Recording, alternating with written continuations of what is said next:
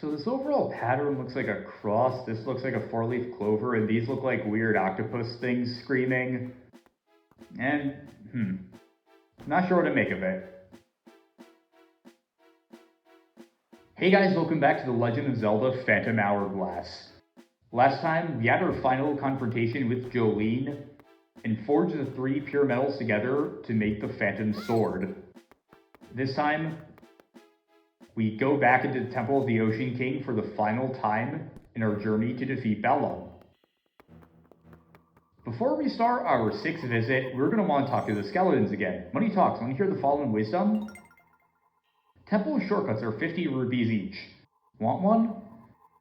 These are secrets that you can learn about the dungeon. If you have an item that can go through holes in walls, head to the upper left corner of the 5th floor. Tantalizing wisdom, right? Did you get that?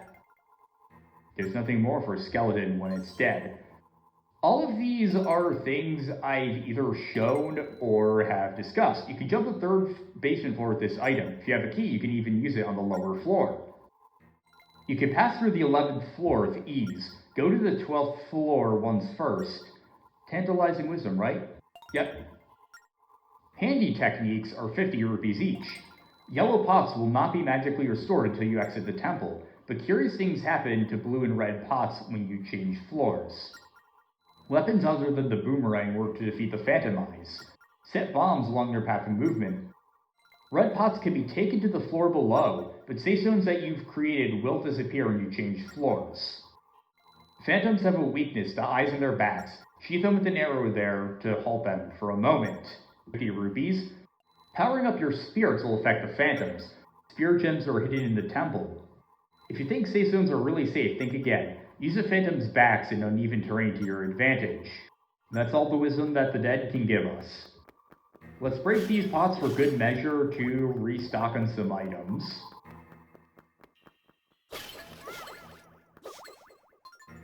We're a bit more short on bombs than I would like. And we're also kind of short on arrows too. But I think we'll be good. No, I do not want to go to the 6th floor. Let's go in. With our full 25 minutes. These pots still only have hearts. So, as always, let's just roll through the 1st floor.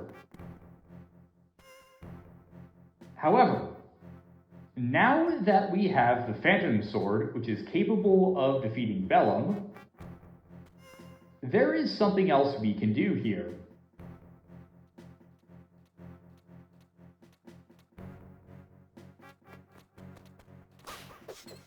We can finally at long last kill the Phantoms.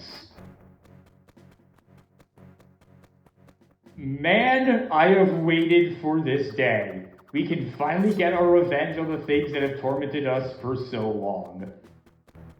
If you go out of your way to kill all of the Phantoms, on each floor you will get a reward. Because of that, I strongly recommend killing all the Phantoms you can. Not like that though.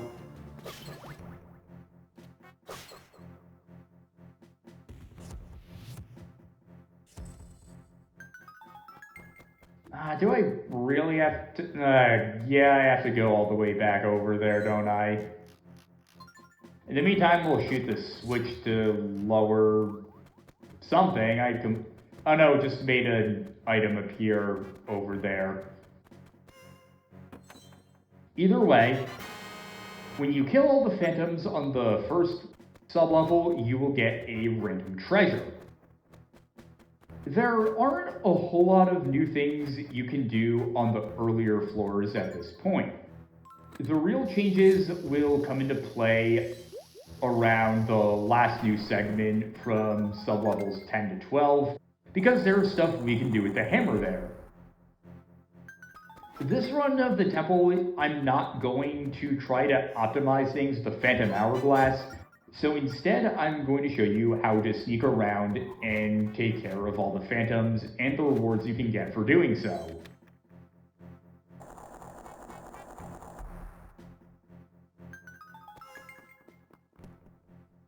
For the second sublevel, I recommend luring phantoms with noise. The hammer is a great tool for luring them, adding to its versatility.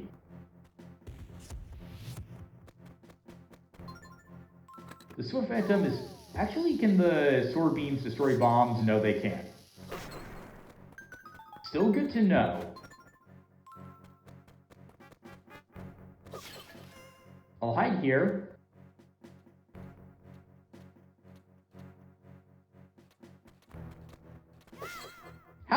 How did that fail? That was a close call.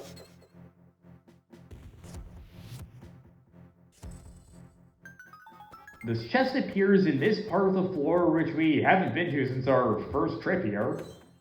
We get a random treasure from it. I guess Oshus really likes Zora scales.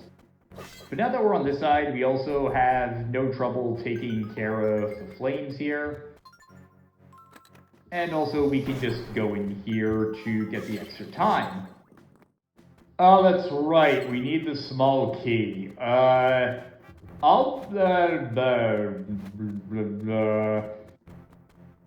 this really isn't an optimal run. I meant what I said.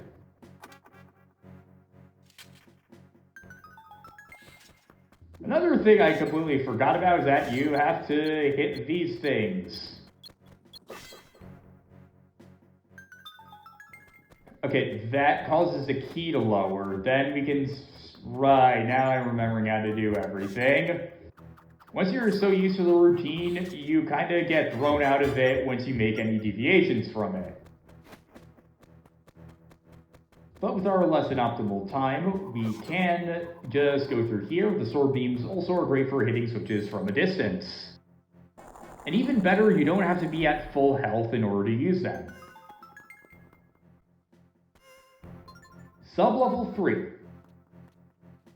There are only 2 phantoms here, and we can just get the small key and catapult ourselves up. The shortcut is still ridiculously easy to achieve.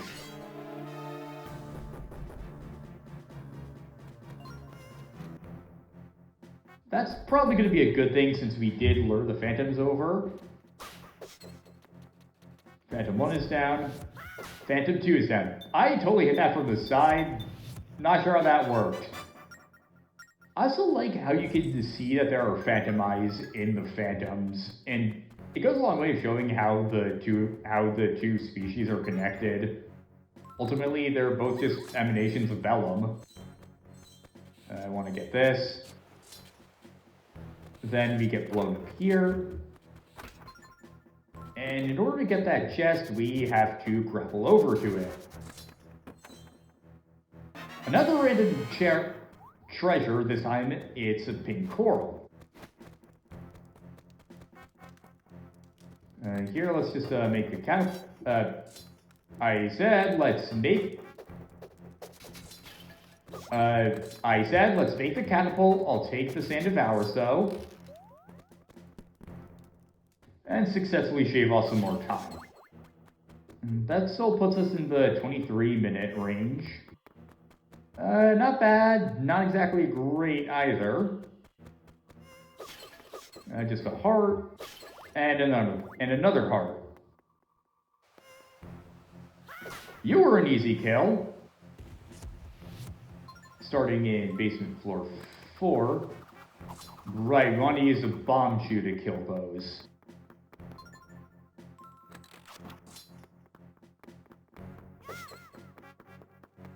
I believe the treasure you get for killing the phantoms will only appear if you also kill any phantoms that spawn after the phantomizer set off. This is not the moment to test that, though.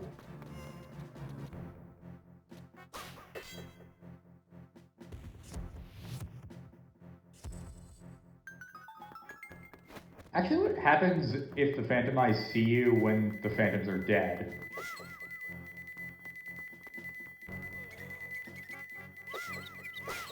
Oh, so they just are annoying and nothing else. I thought maybe another phantom would spawn, but I guess not. They're kind of useless there and only serve to slow you down.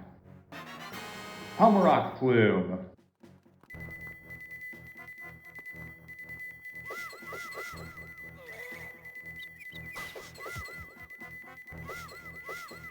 Are you gonna let us rub? Thank you.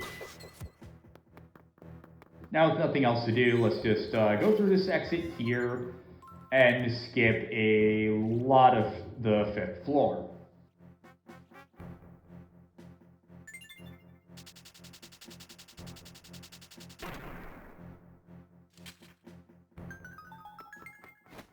Actually, before we do that, we are going to want to get the small key as usual.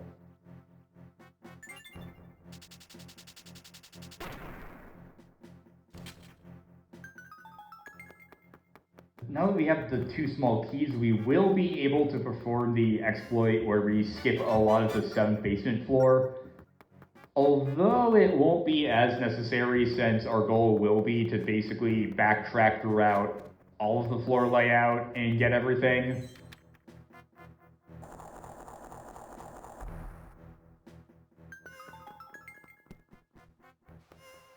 Now, basement floor 5 is the one floor where there are no phantoms. However, there's still stuff we can get. I completely forgot what that was for, though. It was just to get that treasure chest. Yeah, I don't think there's anything else to do here, really. Actually, just to be sure, is there any way to backtrack here? No. I don't think there's anything you can do to get any rewards here, to be honest. So, well, I'll check and see, but I'm positive that since there's no phantoms, you don't get any rewards for defeating the enemies there. This Sand of Hours is only there based on some time, if I'm correct. Wow, this chase is going on really long. Die.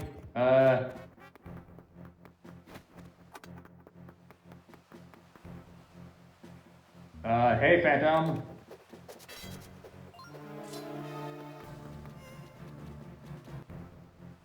Die.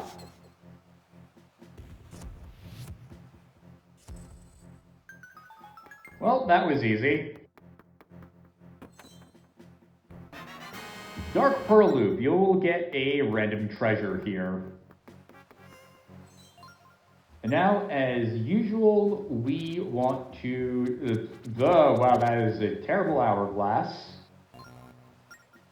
First, let's draw the hourglass to get some extra time. Then we draw the Triforce Crest in order to continue onwards.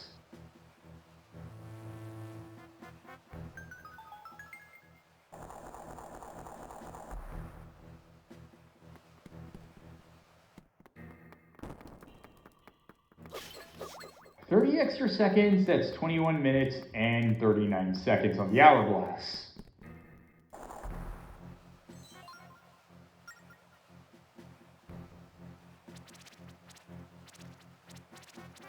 Now, after getting the Sacred Crest, from here on out, I believe you will get random ship parts instead of random treasures for defeating all the phantoms. We're not going to go into the light because A, we actually have a worse time than we did last time, and B, because that light sucks. Got some more arrows, that'll come in handy. Sublevel 7, my archenemy, for how frustrating you are. Or at least how frustrating and complicated you are, because whenever I replay this game, this is always the floor that gives me the most trouble, because I just kind of get overwhelmed by how complex it seems at first. Once you get used to it, it isn't that bad anymore. You've fallen right into my trap.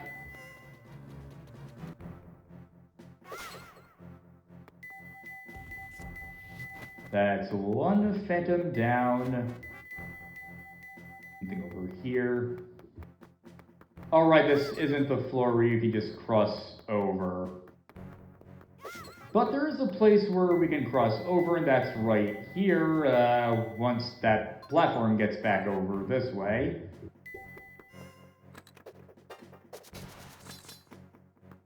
And unfortunately, we still do have to do the escort mission with the gem.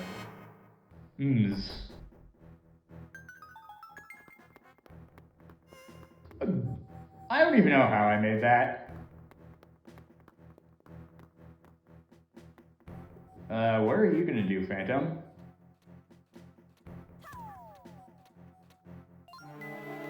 I have you now. Yeah, we get it. Okay, I don't know how that first hit was just a store beam and then the second was an actual hit on it. I'm probably through trying to question these things, I guess.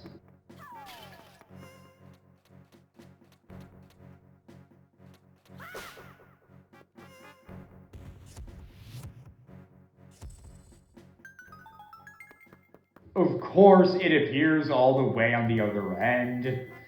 I guess we'll just go back up once we reach basement floor 8 to get that. But following the strategy of taking the small key from basement floor 3 down here, we'll drop the gem, get the sand, drop this here.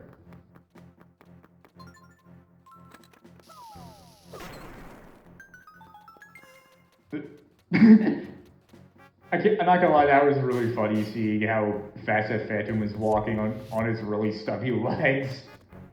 Yeah, we'll leave the gem there.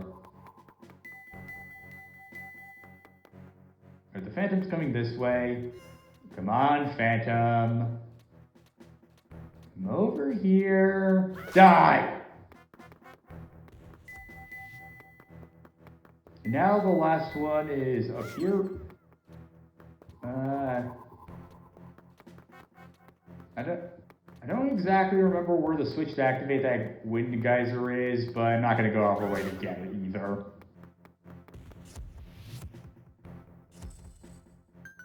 Of course, they always spawn on the opposite side of the floor. And we don't even want to go this way. I don't know what the hell I was doing. That goes down to basement floor 9. Where we want to go is down here and back up so we can get the chest that was on the 7th sub-level.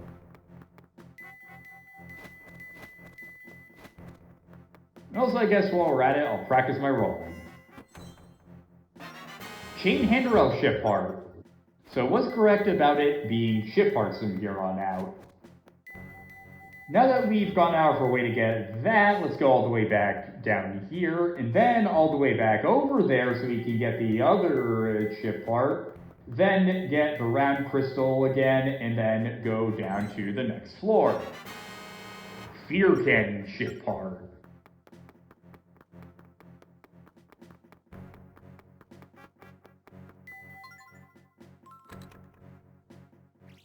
Send a bomb chew in.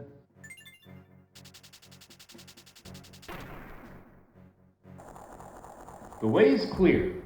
For a second there, I was worried that I had forgotten the order you're supposed to do things in, and that wouldn't be the way you get down to the 9th sub level. Thankfully, my memory is better than I give myself credit for. I did not mean to go back up. Now for this, we're just gonna do the same thing we've always done. Take care of the whiz robes.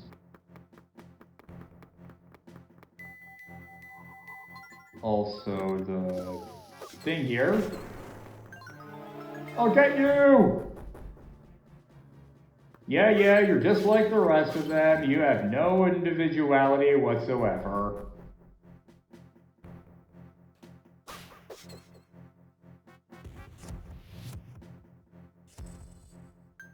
There's also a whiz robe right there. And one right there in front of us, too. But I only just realized that the thing was turning on and off, and I thought that treasure chest was also unopened.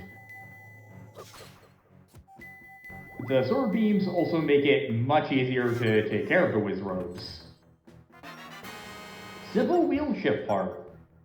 I haven't seen that before, I don't think. And in order to get the final gem, of course, all we need to do is bring the square crystal over here. I don't think we can kill a wizard. Okay, you can kill a wizard with the crystal. Learn something new every day.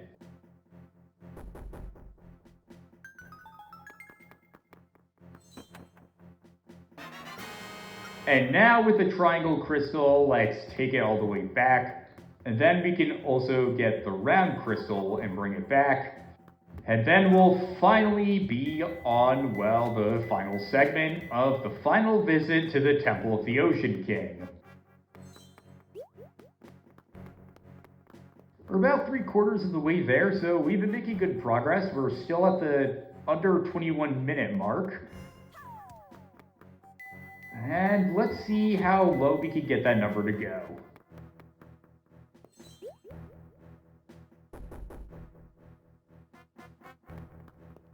There's no need for backtracking here either since, well, the flames kind of block that option. Like with last time, we want to put them in the order square, circle, triangle.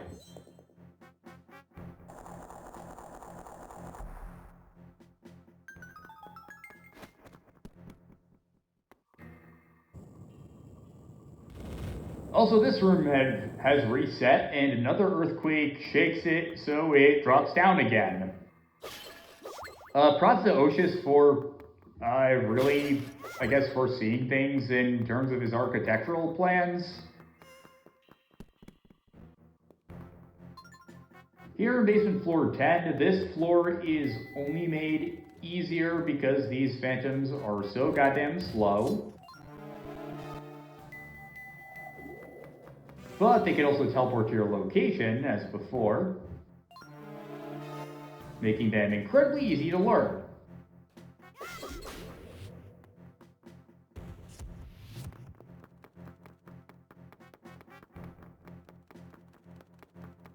That's right, we haven't lowered the spikes yet, so we'll have to do that in order if you want to draw that guy's attention. So in the meantime, let's just play this floor as usual, send the bomb shoe in. I won't complain if we hit the Phantom Eye instead, but I'd really like to get the switch.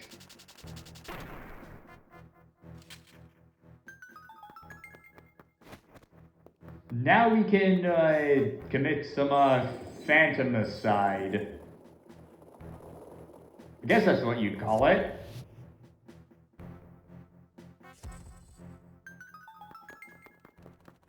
On our last visit, you probably noticed that there were switches just hanging in the void. These are the same rusted switches we saw in Muto's temple. They get us unique rewards that we were unable to get during our first visit to these floors. That's not where we want to send it. That's more like it.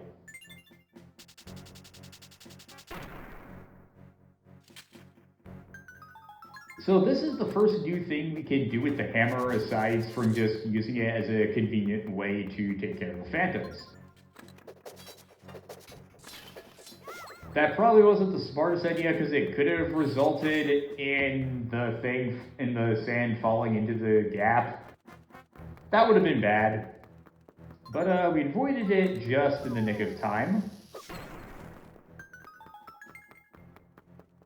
I'll just put this here. I don't think there's anything else we can get from killing the Phantom Eyes. But once we hit the switch, we have our 30th treasure map. We won't be getting it anytime soon, though. Another use for the hammer. I said, why do you not want to work with me, hammer? I want to kill the Phantom Eye with the hammer. It's fun. There we go. I guess it was because of how narrow this path is. That was weird. Why is my frame rate just tanking all of a sudden? Jeez. But for killing the phantoms, this time we get a big green rupee. For the rest of the temple, we actually get multiples of 100 rupees. So Here ends the ship hearts and begins the era of the rupee, I guess.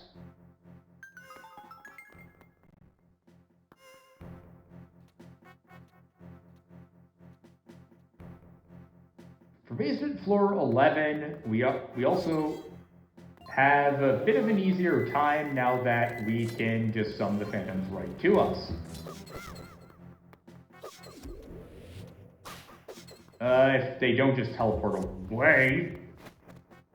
You, get back here!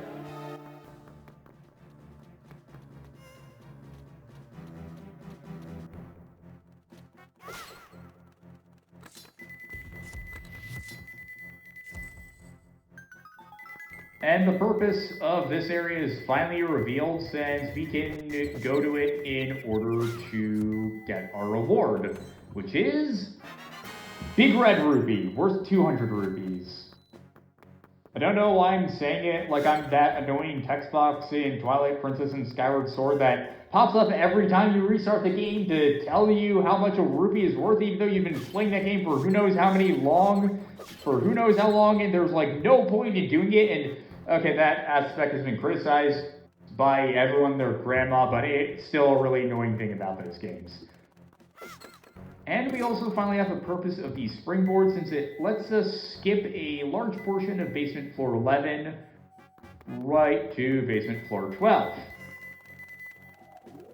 And by killing all the phantoms in this part, it does mean all the phantoms that appear as soon as you get the force gem.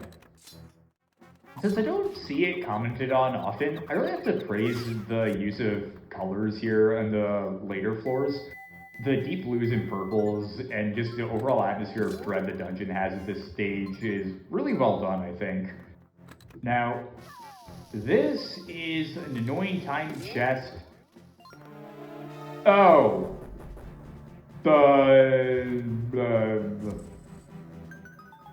Run! You have to...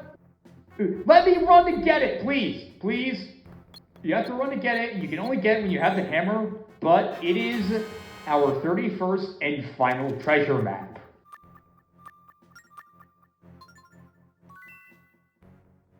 That's the end of those collectibles.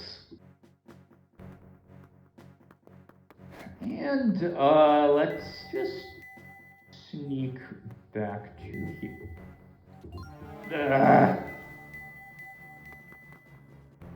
Yeah, okay, let's take this slowly. The reason being, there was another rusted switch in the center that we couldn't do anything about last time.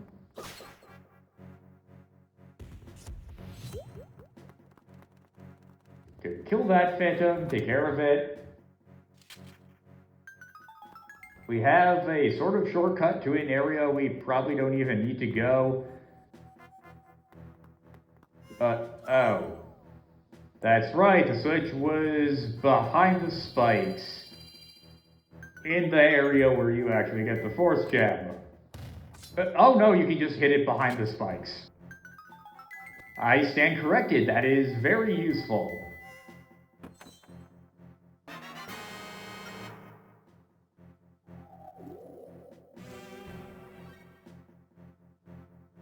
But you know the drill. Just lure the phantoms over here. No. Strike them in the back. The Wizrobe is gaining on us quite a bit.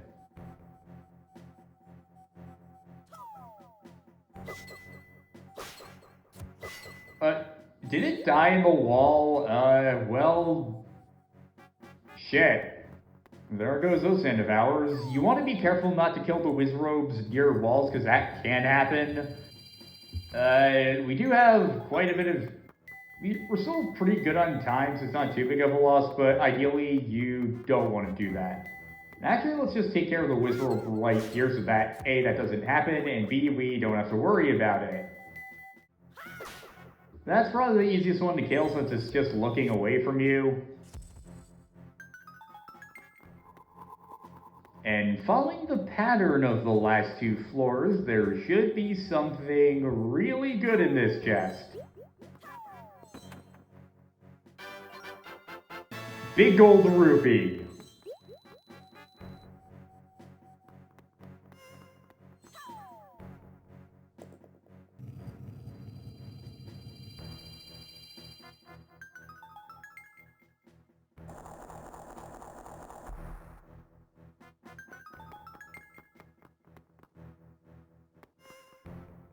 Now that we're back on basement floor 13, Bellum is putting up a last line of defense.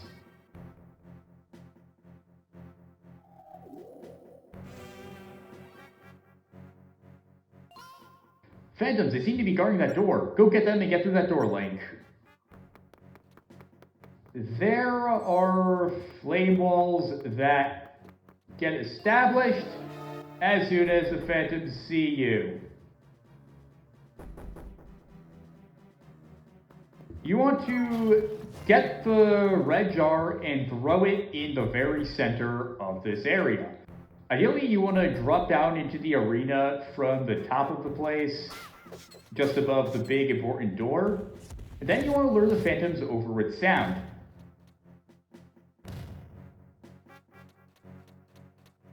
The first time I played this game, I was terrible at this. As soon as I saw the red jar, I broke it. So I was basically dodging to the very corner of the room, waiting impossibly for my chance to strike.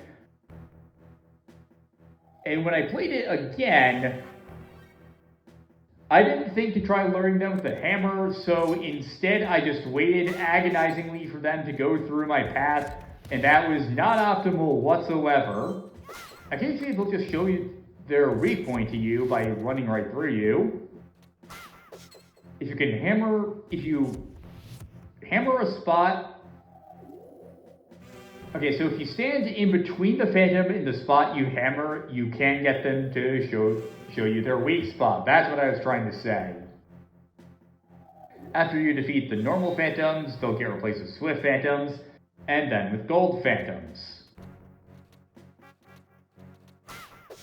As long as you're stealthy enough, you'll be good.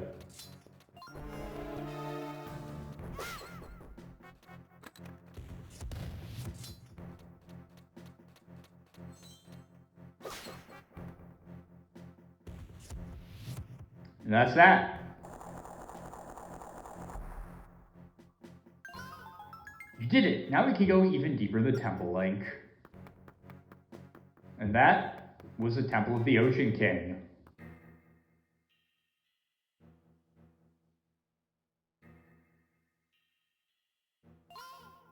Whoa, who knew a place like this is in here, deep inside the temple? The end is really close, so what are we standing around for? Come on, let's get Bellum, Link.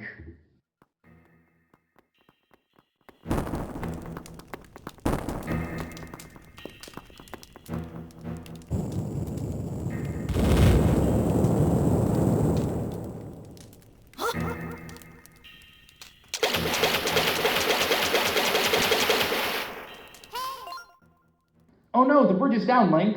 We can't go back. Are you ready for this? Not yet. Well then, you want to turn to the entrance and prepare first? You can't forget the most important thing. You're the only one who can defeat Bellum and save Tetra.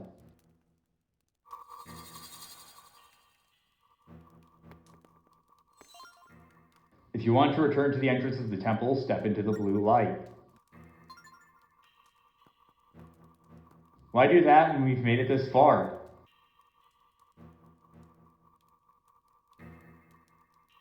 Next time on The Legend of Zelda Phantom Hourglass, we face off against Bellum. See you guys next time.